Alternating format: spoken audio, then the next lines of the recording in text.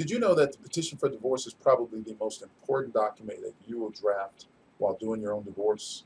It controls the parties of the lawsuit, it controls what roles they play, it controls the jurisdiction, and more importantly, it controls exactly what you will be able to put in the final divorce decree. So today, I am going to show you exactly how to draft your petition for divorce. I'm Art Warren, attorney at law, and I'm the founder and creator of DIYTexasDivorce.com, which is a resource that I put together to help people just like you who are interested in learning how to do your own uncontested divorce. So what do you say? You want to get started?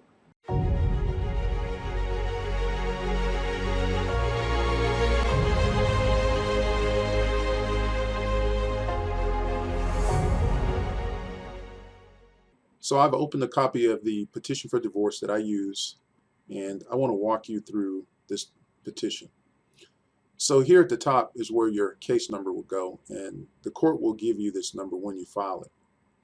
Over here to the left-hand side of the document, you'll see the petitioner's name, who is Jane, and the respondent's name, who is John. It's important that you get these correct, otherwise the other party will end up being the petitioner, and you would be the respondent. Over here to the right side, you've got the court information, and again, this will be assigned to you by the court. Now, however, depending on the county you live in, it'll be either a district court or a county court of law. Okay? Scroll on down, and don't worry about the discovery level. Leave that just the way it is.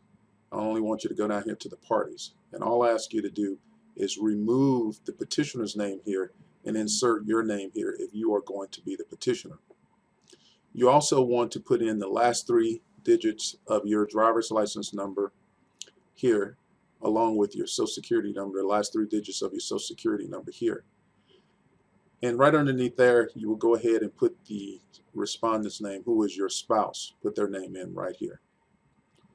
Domicile, I'm assuming that you've lived in Texas for at least 6 months, and if you haven't, you won't be able to file this here. And you must have lived in the county that you're filing in for at least 90 days. All right, so just leave that information there. Service, if this is an uncontested divorce like it should be, and that's what I'm walking you through, then you will actually just use no service on respondent. Just leave that there, and you would take this out. This portion down here that I've highlighted would only be used as if you were doing a citation by publication or something. You didn't know where your spouse lived or where they were, and you needed to publish it in the newspaper. And that's a little bit more involved, so you would need to reach out to me or some other attorney to learn how to do that. Otherwise, just leave this service just the way it is. Come on down here, skip beyond the protective order. That's just legalese that has to be in this document. Leave that there, don't bother it. Come on down here where it says dates of the marriage. Now, you're going to need to know when you were married, so you'll need to get that information, figure out when you were married. And this portion about when you cease to live together as husband and wife, basically, when did you separate, or in other words, when did you cease to live together as husband and wife? Perhaps you're still living in the same household, and that's okay. But there was a point in time in which you decided that we're not going to be husband and wife, and you were just kind of done with the marriage. And that's the date you want to put here. And it's not a big deal. Nobody's going to challenge you on that. So an estimate or whatever that is would work just fine. Grounds of the divorce, you want to leave this just the way it is. This makes the matter uncontested. Okay, you don't want to put in stuff here like as if your spouse abandoned you, or if there was some type of infidelity or something that made you angry and you wanted to just kind of get at your spouse and you wanted to insert that there. I wouldn't do that, because it's going to create hardship between you and your spouse. They're going to read this document and they're not going to be willing to do an uncontested divorce because they feel like they're being slandered or something. So just leave this information just the way it is. Children of the marriage. I'm assuming that there are no children born of the marriage, and this is a divorce that neither one of you have children that are born, the 2 of you, so you would just leave this information there. Or if you've been married to this to the spouse for a long time and you've got children that are over the age of 18, then you would put this in there. So you would just take this portion out. If there are no children, get rid of it. Uh-oh, sorry about that. And just move the number 9 up right underneath number 8. Okay, I'm going to insert that back.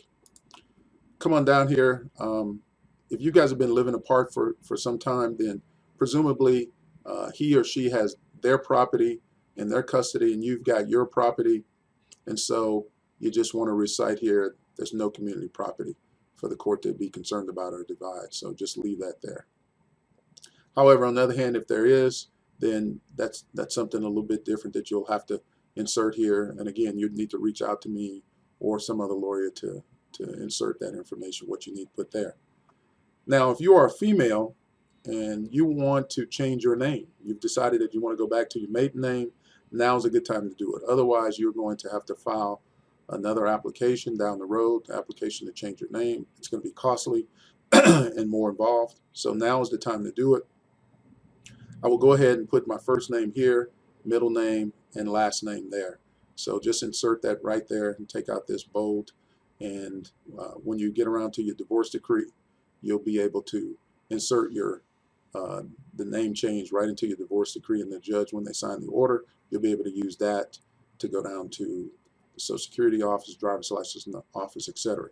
And the last thing is the prayer. Okay, you just leave it just the way it is, and you just come on down here and put your name here where it says Jane Doe, your address, your phone number, and put in an email address. So if you live in a county in which they allow for electronic filing, they're going to want to know your email because they're probably going to correspond with you or communicate with you by email.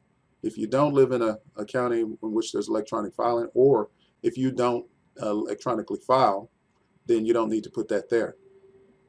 And you go ahead and put your name in here. Just another word about electronic filing. Most counties in the state of Texas are now doing electronic filing. And if you want to know how to do that, I've got one of the videos that you'll receive if you register for this actual divorce petition.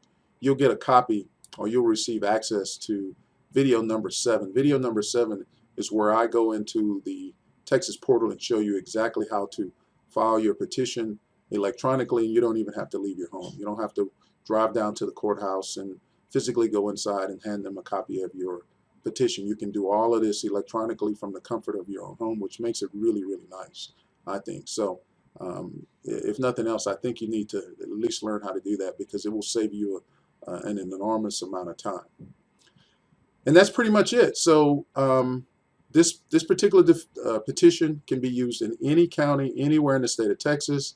This is not to be used in any other state. This is a Texas petition, and those people who are looking at this video and perhaps thinking they can use it, they live in Wichita, Kansas, or California, or somewhere else, don't do it. This is a Texas petition. So feel free to use this petition if you live in Texas, and it should get your divorce started out well.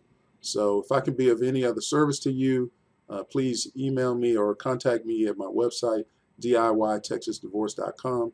And thanks for letting me share this with you today.